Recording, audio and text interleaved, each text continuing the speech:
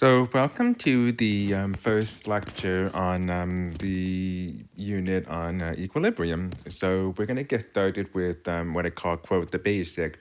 This stuff isn't really that basic, but it's part of the fundamentals of what you need to understand equilibrium. So we are going to talk about the difference between Kp and Kc.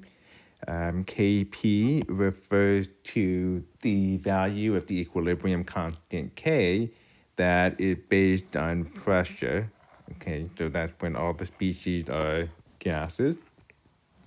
And then Kc is when it's based on concentration, such as this equilibrium where the species are aqueous.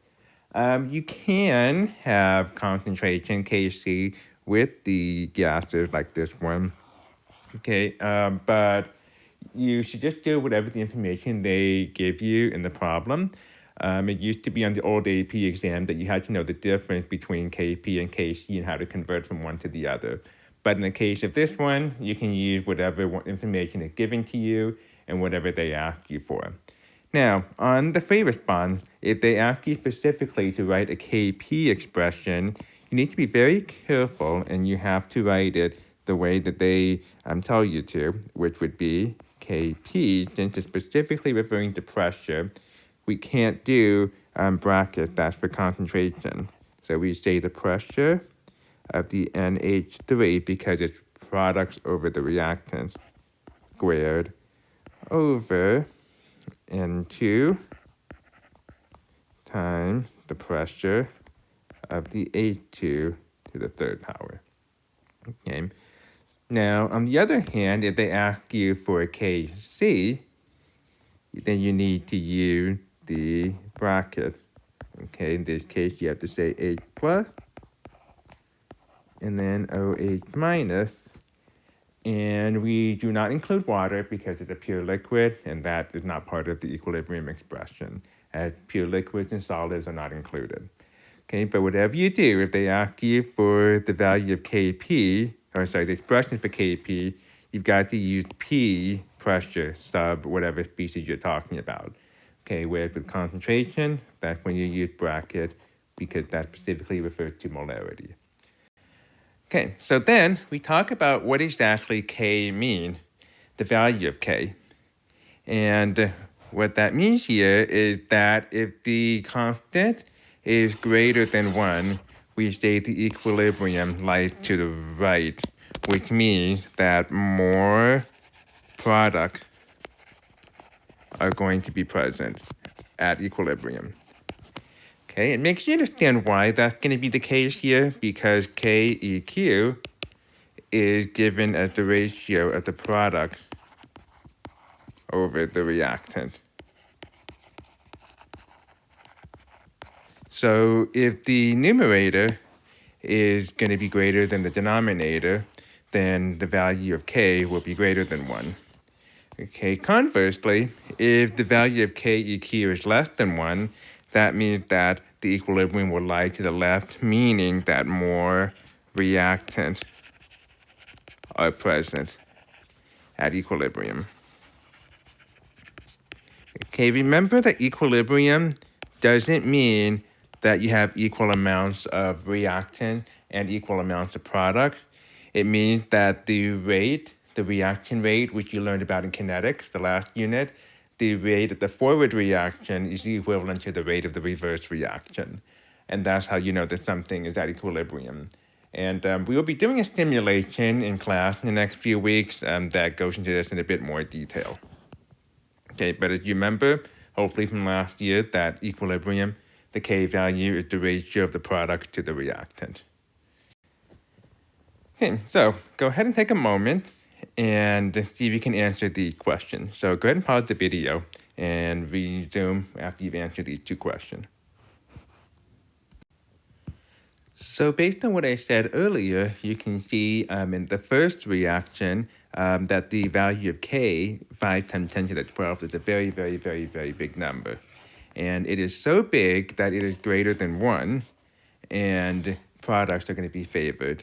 In this case, I would say that the value of K is so high that it essentially goes to completion. So 10 to the 12th power, you can say very high. Okay, so that means, so it goes essentially to completion, meaning that at equilibrium, you're pretty much going to have exclusively, almost exclusively product, maybe a teeny tiny bit of reaction. But in this case, because the value of K is so high, you're going to have lots and lots of NO present at equilibrium and only a tiny bit of these reactants, NO and O2 present. Okay, on the other hand, in the second one, the value of KEQ is very low, and so that means that the reactions are heavily favored in this instance because it is so much smaller than 1. Okay, and that means that when you try to carry out this reaction, you're going to have mostly HBr with a teeny tiny bit of hydrogen and bromine gas present at equilibrium. Okay. So this is kind of a variation of Hess's law, which you learned about earlier in the thermochemistry unit. And when you had two reactions, and I'll give you a sample one right here, where we have something like A plus B gives you C, and D plus E gives you F, and then you had delta H1 and delta H2, you would add these reactions together. And you don't have to copy this down, but I want to remind you about what you do here. And so the total delta H would have been delta H1 plus delta H2. And then you also learned that if you flip a reaction, if you made it so, for example, C goes to A plus B, then you would change the sign of delta H1. Okay. However, things are different when it comes to equilibrium. So when you flip an equation, you can't make the K value negative like you would do with delta H. And instead, you want to refer to what I said here in this bullet point, that the equilibrium constant of a reaction in the reverse direction is inverse, specifically the reciprocal of the equilibrium constant of the reaction in the forward direction. So let's go ahead and look at this one example of that right here. Okay. Let's say that you are given the value of KEQ for this reaction, okay, and you are asked to find the value of K for the reverse reaction, which is, if you look very carefully, it is just, all you have to do is flip the first equation. Okay, so then the value of KEQ for the reverse reaction will therefore be KEQ equal 1 over 0.0752. Okay, and that is going to be roughly, I'm going to go ahead and enter that in my calculator, approximately 13.3. Okay, and so that should hopefully make sense for why you would do that. It's because the K, the equilibrium expression for this one is, let me go ahead and fix that right here, is going to be KEQ equals HCl to the 4th power O2 over Cl2 squared and H2O squared. Okay, but then for the reverse reaction, you notice that the reactant became the product and the product became the reactant. So then it becomes Cl2 squared H2O squared over HCl to the 4th O2. And if you look very carefully at the relationship between these two, you can see that you flip this one to give you this one. So naturally, you would take the reciprocal of the KEQ value to find the equilibrium constant for this reaction, which would be 13.3. Okay, so moving on. Okay, the next part here is that the equilibrium constant of a reaction that has been multiplied by number is equivalent to the equilibrium constant raised to a power equal to that number. Okay, so if you look at this example, let's do this. Let's say you have A gas going to B gas, and we want to indicate that is equilibrium. So the equilibrium constant of the equilibrium expression would be B over A. Okay. Now, let's say that you made this 3 A gas equilibrium 3B gas. So the KEQ would become B to the third over A to the third. So if you can see the relationship between this one, okay, you can see that you cube the first expression to give you the second expression. So you do the same thing to the equilibrium constant. So when we look at this example, and if you can recall, we did this expression earlier where we flipped it and took the inverse.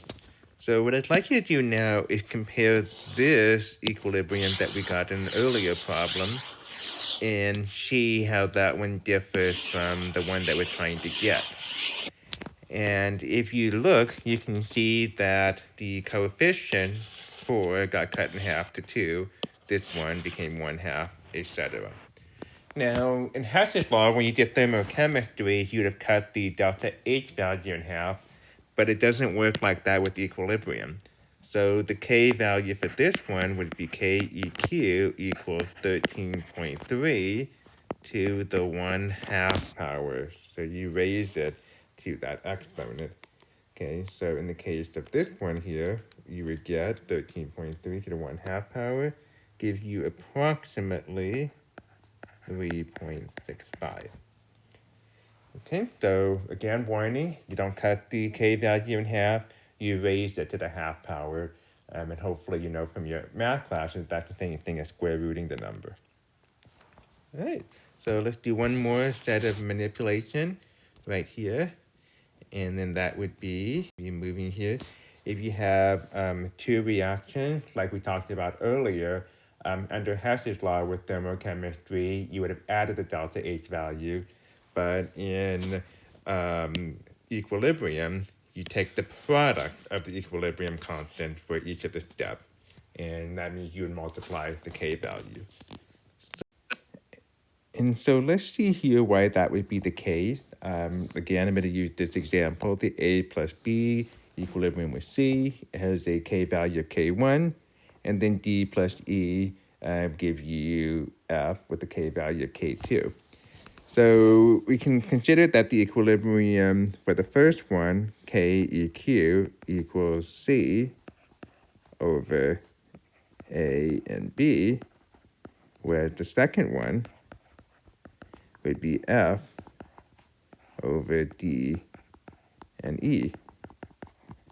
So if you have the overall reaction A plus B plus D plus E, equilibrium C plus F, that overall reaction, we have a KEQ of C F over A times B times D times E, and you should be able to see that this is the result of multiplying these two together.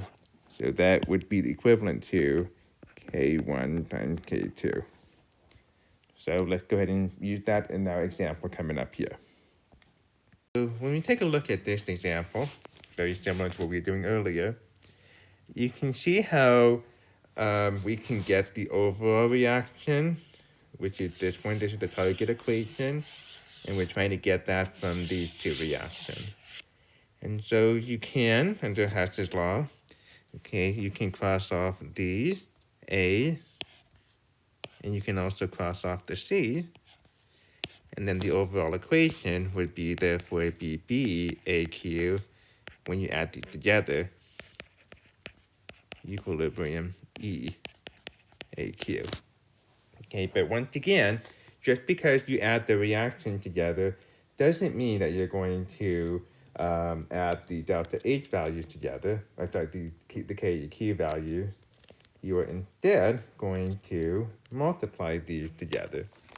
Okay, so the KEQ for the overall reaction would be 1.9 times 10 to the negative fourth times 8.5 times 10 to the negative 2.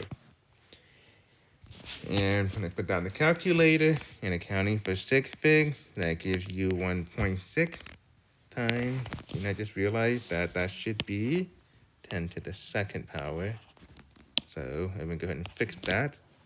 And that should give you 1.6 times 10 to the negative 1, or you can just say 1.16.